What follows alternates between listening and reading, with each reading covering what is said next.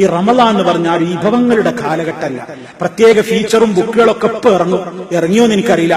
ഇപ്പൊ ഇറങ്ങും തടിച്ച പുസ്തകങ്ങൾ. അതിലൊരു പാത്തുമ്മ ഉണ്ടാവും, ഇങ്ങനെ സാരിയും ചുറ്റിയിട്ട് ഇങ്ങനെ ഒരു ചട്ടിപ്പത്തിരി ചുടുന്നു. വേറൊരു ഒരു നഫീസ് ഉണ്ടാവും, ഇങ്ങനെ ഒരു പാത്രത്തിൽ ഇങ്ങനെ ഐസ്ക്രീമും കൊണ്ട് ഇങ്ങനെ നിൽക്കണം. ഒക്കെ പെണ്ണുങ്ങളെ ആ ചട്ടിപ്പാത്രത്തിന്മേൽക്കല്ല നോക്കുക, വെള്ള മൂത്തുക്കും വെള്ള സൗന്ദര്യത്തിലൊക്കെ നോക്കുക.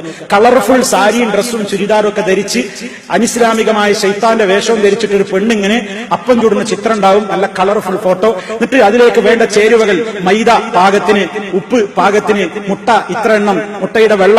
എന്നിട്ട് ഇങ്ങനെ നമ്മുടെ ഉമ്മാര് ഖുർആനും ഹദീസും വായിച്ചു പഠിച്ച് പുണ്യം നേടേണ്ട ഈ മാസത്തിൽ ഇതിങ്ങനെ നിർത്തിവെച്ച് അടുക്കളയിൽ കഴിഞ്ഞിരിക്കുക. എത്ര മൈദ! ഭർത്താവിനും പണിയായി. എന്ത് ഇതുവരെ പരിചയമില്ലാത്ത ചേരുവകളാ പറയുന്നത്. എന്താ ഇന്നതൊക്കെ വേണമെന്ന് ഇതുവരെ കേട്ടിട്ടില്ല. നമുക്കാകെ ഉപ്പും മുളകും മല്ലിയൊക്കെ പരിചയമുള്ളത്.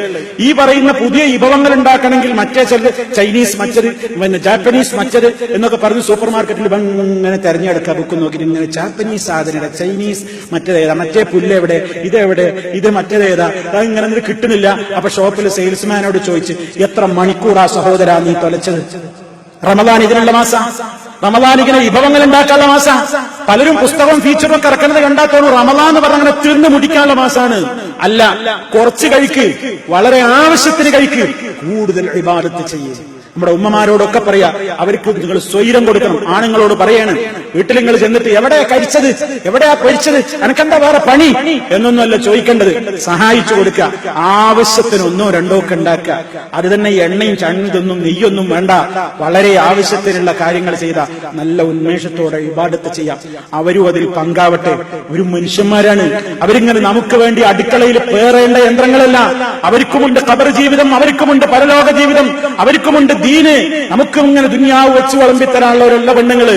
അവർക്ക് വേണ്ട സൗകര്യങ്ങൾ ചെയ്തു കൊടുത്ത് അവർക്കും ഈ സൽക്കർമ്മത്തിന്റെ മാസത്തിൽ ഭാഗമാക്കാവാൻ ചട്ടിപ്പത്തിരിയും മറ്റേ പത്തിരിയും എല്ലാ നെയ്യും എല്ലാ ഐസ്ക്രീമും ഫാലൂദിയും ഒക്കെ നിങ്ങൾ ഉണ്ടാക്കി പഠിച്ചോ. റമളാൻ കഴിഞ്ഞിട്ട് വേണമെങ്കിൽ ആ ബുക്കൊക്കെ എടുത്തു വെച്ച് വേണമെങ്കിൽ പഠിച്ചോ. റമളാൻ അതിനൊന്നും ഉപയോഗപ്പെടുത്തരുത്. വിലപ്പെട്ട സമയങ്ങളാണ്, വളരെ അപൂർവമായി കിട്ടുന്ന സമയമാണ്. എപ്പോഴാ നമ്മളൊക്കെ മരിക്കാന്നറിയില്ല. പടച്ച റബ്ബിന്റെ അടുക്കിലേക്ക് നല്ല ഹൃദയവുമായിട്ട് ചെല്ലാൻ നമുക്ക് സാധിക്കണം. യൗമ ലാ യൻഫഉ മാലും വലാ ബനൂൻ ഇല്ലാ മൻ അത്തല്ലാഹ ബിഖൽബിൻ സലീം. മക്കളോ സമ്പത്തോ ഉപകരിക്കാത്ത ദിവസം, സലീമായ ഹൃദയത്തോടെ അള്ളാഹുവിനെ സമീപിച്ചവർക്കല്ലാതെ രക്ഷയില്ലാത്ത ദിവസം. നമ്മുടെ മനസ്സിൽ നിന്നും അസൂയ പോകട്ടെ. ആരോടും നമുക്ക് വിദ്വേഷം വേണ്ട, ആരോടും നമുക്ക് പക വേണ്ട, ഒരാളോടും ഫിത്തിനക്ക് പോകണ്ട.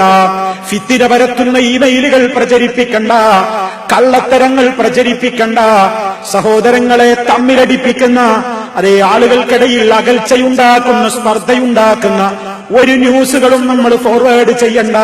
വളരെ സ്നേഹത്തോടെ സാഹോദര്യത്തോടുകൂടെ അതേ ജീവിക്കുവാൻ വേണ്ടി അള്ളാഹുവിനോട് പ്രാർത്ഥിച്ചുകൊണ്ട് അതേ കൂടുതൽ ലഅല്ലക്കും തത്തഖൂൻ, കൂടുതൽ ഭയഭക്തിയുള്ളവരായി ജീവിക്കുവാൻ വേണ്ടി ആ പ്രവർത്തനങ്ങളിൽ നമ്മൾ ഏർപ്പെടണം. ഇതാണ് സഹോദരന്മാരെ എനിക്ക് എന്നോടും നിങ്ങളോടുമെല്ലാം ഉണർത്തുവാനുള്ളത്.